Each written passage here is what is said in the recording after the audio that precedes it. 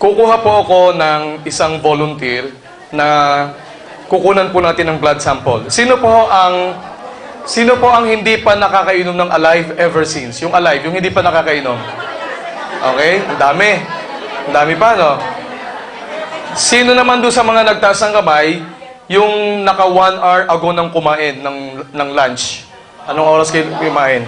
Yung medyo matagal na hong kaninang kumain. Kasi po, pakakainin ko kayo.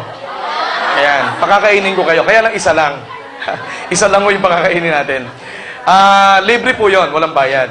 At isa pa, ang maganda doon, nakalibre kayo ng live blood analysis. Alam po ninyo ang live blood analysis, nakikita po ninyo dito yung talagang itsura agad ng dugo ninyo. Gusto ko pong patunayan sa inyo, hello, gusto ko pong patunayan sa inyo na lahat po na nagiging sakit natin nanggagaling sa pagkain natin. Naniniwala kayo? Sangayon po kayo sa sinabi ko? Bukod sa mga bakterya, mga viruses, karamihan po ng sakit natin dahil sa ating kinakain. At yun ang gusto kong patunayan ngayong araw na to at malaki po ang maitutulong sa inyo ng Alive. Kaya po itong akin lang nire-recommend na food supplement. Okay. So, ang gagawin po natin doon sa kung sino man yung volunteer natin, pakakainin ko siya ng mga pagkain na malimit natin kinakain. And then, after 1 hour, kukunan ko po siya ng blood sample.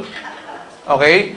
Pakikita ko sa inyo ano itsura ng dugo niya after 1 hour.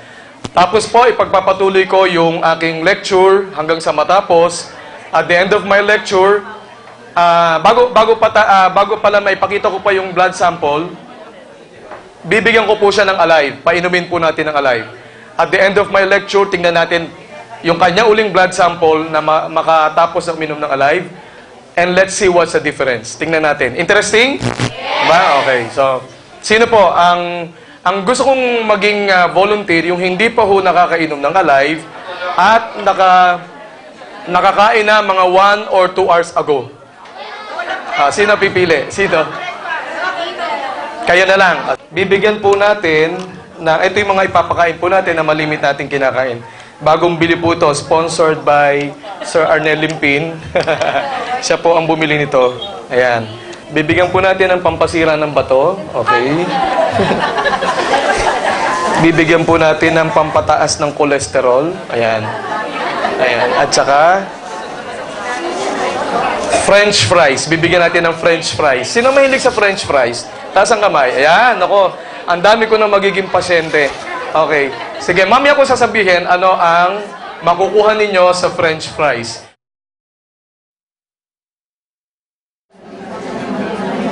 Ganda ko lang ito.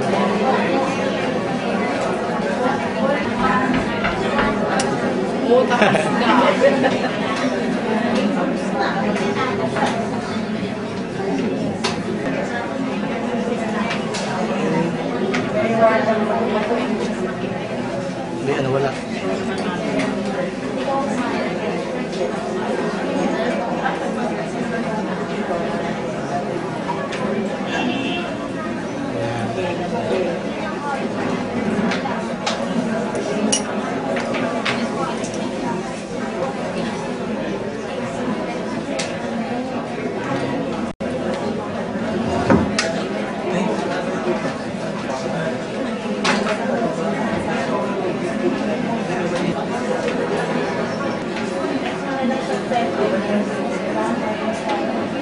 Nakita niyo yung mga red blood cells, dikit-dikit siya.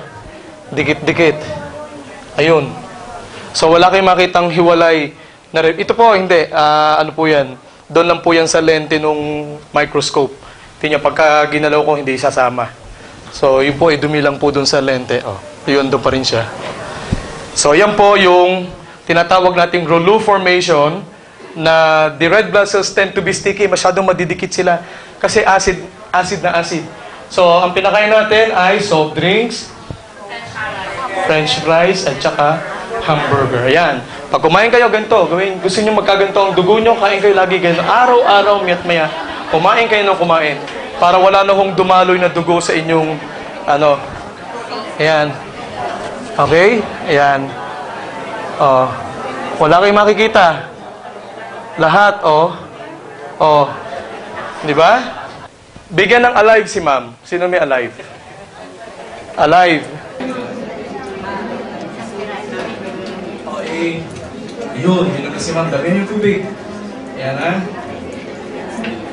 Toso tayo na.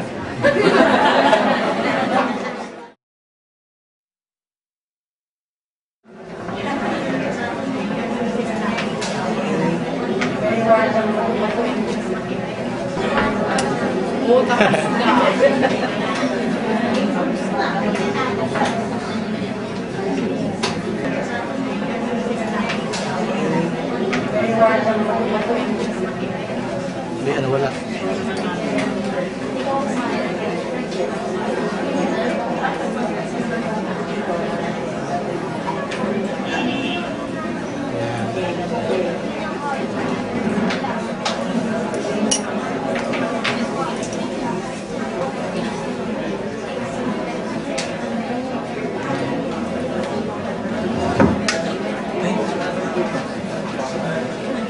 Ayan.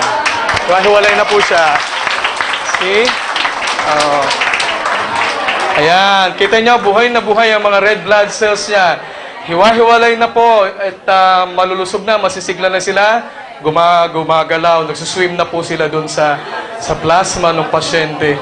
Kita po ninyo? Ayan. Ganyan dapat ang red blood cells nyo. Hindi lang nyo na makita ang pulang-pula kasi po gawa ng LCD natin, yung resolution. Pero pag makita nyo sa television ito, kung ang gagamitin natin television, kita nyo red na red yan.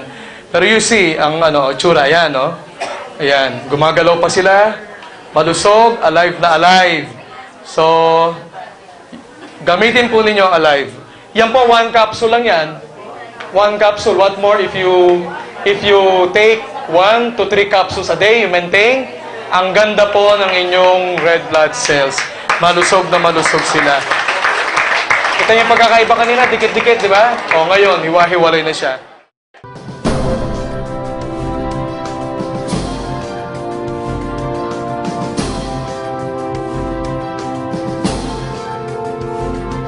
AIM Global, keeping dreams alive.